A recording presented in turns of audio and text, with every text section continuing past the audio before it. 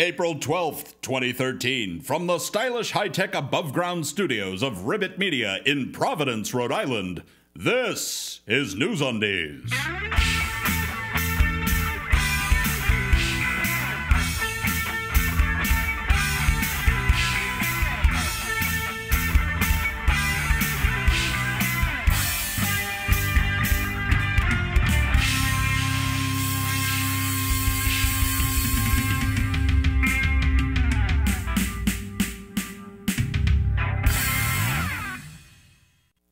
For April 12th, 2013, this is NewsUndies, all the news that shouldn't be news. I'm Paul Torville with these headlines. Actually, before we get started, a correction. Astute NewsUndies viewer The Real Paul Marshall pointed out that in last week's episode, the ExxonMobil tar sands oil spill on which we reported took place in Arkansas and not Oklahoma, as I had stated in the show. Thanks for the correction, The Real Paul Marshall, and thank you for watching so carefully. Of course, Arkansas and Oklahoma are right next to each other, and there's a fair amount of petroleum-related activity there, so it's probably just a matter of time before we can just dust off that little headline and use it again. And now, on to the headlines. Femin. Women stage topless protests against Islamic oppression of women. They marched near mosques and Tunisian embassies all around Europe. News media tries to cover the story without covering the breasts, and without showing the breasts, and trying to simultaneously show and not show the slogans painted on the women's chests. Perhaps we should just not talk about it at all, because they have swear words written on their chests. Yeah, that's probably the sensible thing to do. Actually, why don't we, instead of focusing on the cause of the protests, let's focus on Vladimir Putin's weird reaction to it. Margaret Thatcher, finally, mercifully, dies. Vatican vicar's visceral voracity for vivacious porn. It turns out the Catholic clergy's sexual hypocrisy gets pretty close to the top, as server records show buckets of porn downloads from Holy See IP addresses. Thank you, BitTorrent. Crashed chopper pilot was texting. Ask Neil Peart if he texts while drumming. Dihydrogen monoxide. Morning show DJ suspended and could face felony charges for saying the local water supply was full of dihydrogen monoxide. People who had never heard of this H2O substance called their local water authority in a panic. Please, America, be less stupid.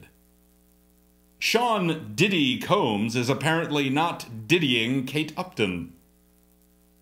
Former Vice President and marriage equality supporter Dick Cheney declares we're in deep doo-doo with North Korea. Doo-doo? Did somebody accidentally hit Cheney's language reset button when they were installing his heart? Cheney had no problem telling Patrick Leahy to fuck himself on the floor of the Senate. Listen, Dick, if you don't think you can get away with saying deep shit, don't say deep doo-doo. Say deep trouble. Or better still, realize that you're no longer vice president and nobody with more than 2 neurons to rub together is interested in your foreign policy analysis. MTV has canceled Buck Wild. Gee, that's too bad. Margaret Thatcher will or will not be missed. Depends on to whom you talk. There are so many angles from which I could have approached this story. Start with this headline. William Blakely, former vice mayor, allegedly drove 90 miles per hour with genitals out the window. Is his life so devoid of thrills? Is he so jaded that this is the only option he's got?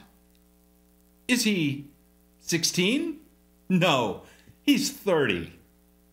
In what universe does pulling your pud out the window of a moving car that you're also driving at excessive speed qualify as the irresistible pickup move?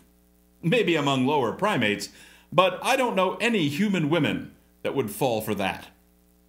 If you've got your crank out the window and you're making eye contact with the person in the car next to you while you masturbate, I'm guessing you're not paying a whole lot of attention to the things coming at you at 90 miles an hour. At that point, it's safer to be texting. And then, of course, there's the matter of what happens when you're going 90 miles an hour and you complete the mission while not watching the road, and experiencing mild to moderate convulsions combined with muscle weakness and fatigue at 90 miles an hour. And the worst part? I'll bet the dihydrogen monoxide DJs do more time than this piece of work. And finally, and I do mean finally, we all saw this coming, didn't we? Annette Funicello loses the battle with MS. Steve Ballmer could not be reached for comment. And that's all for this edition of NewsUndies. If you see news that shouldn't be news, you can submit your story tips online at NewsUndies.com. NewsUndies is a weekly show. We'll be back on Friday, April 19th with fresh undies. Don't forget to like us on Facebook, follow us on Twitter, ignore us on MySpace, tell your friends, and buy NewsUndies Kitsch. Thanks for watching. Until next time, for all of us here at NewsUndies, I'm Paul Torville. After that, I might be not saying anything ever again for fear of being jailed for causing a mass panic with my use of words with more than 2 syllables.